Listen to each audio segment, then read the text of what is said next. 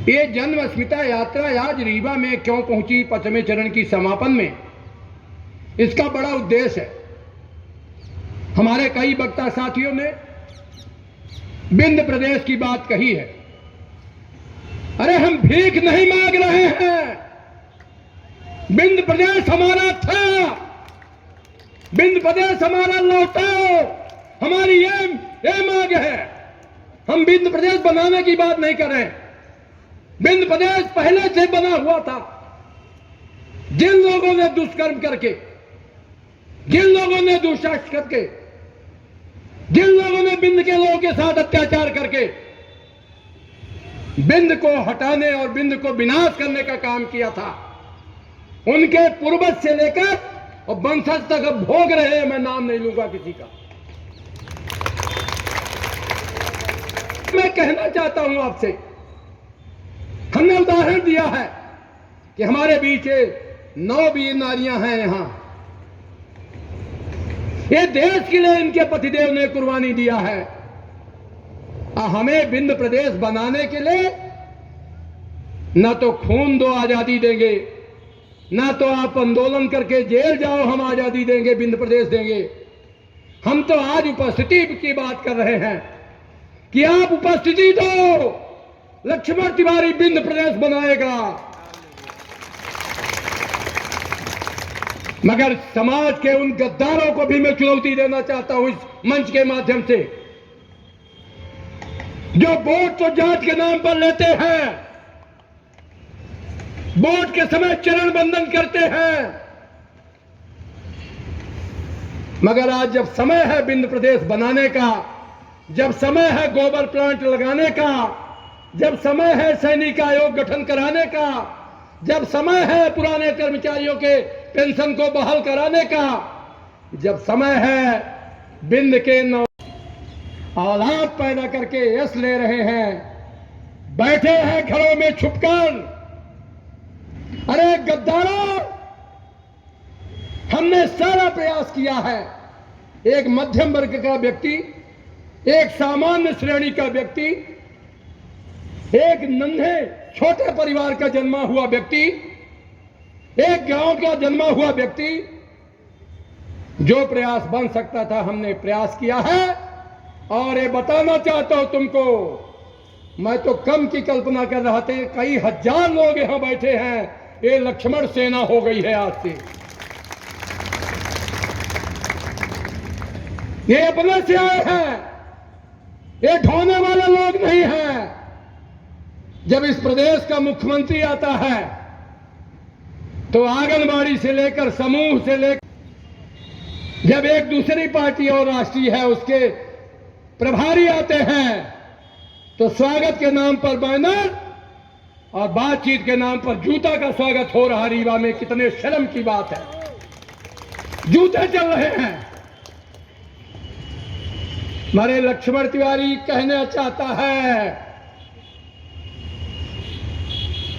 कि बिंद प्रदेश की धरती से दिल्ली के मेट्रो ट्रेन तक चल रही है। बिंद प्रदेश की धरती से खनिज और वन संपदा से शिवराज जी खैरात बांट रहे हो। अब नहीं चलेगा। हमारी भाषा में बोलते हैं कि कोदई के कारण कखरी के मुंह दब दुनों न चली। अब दोगलेपन की सीमा होती है। हमारे बिंद प्रदेश के लोग देश के कोने कोने में रोटी रोजी की तलाश में हैं।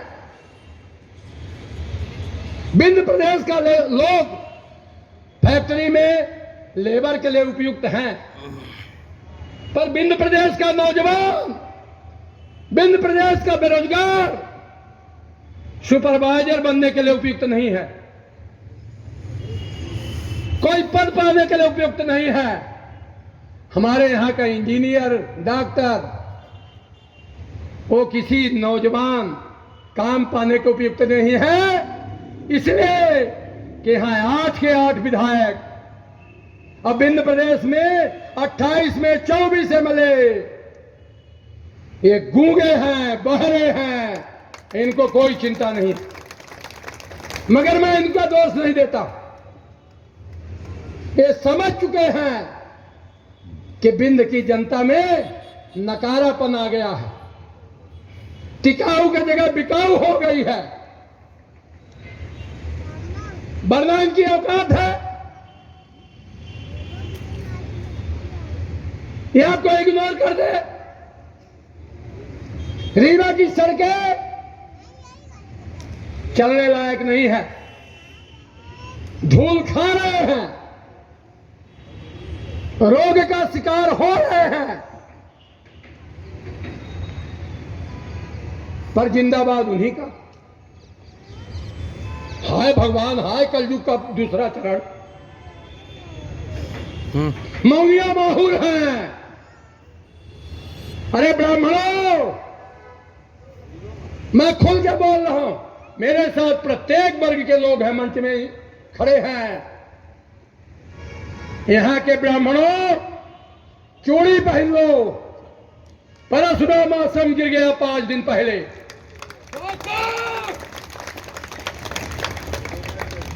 लाखों लोगों का आस्था का केंद्र भगवान परशुराम का उस तमाम आस्था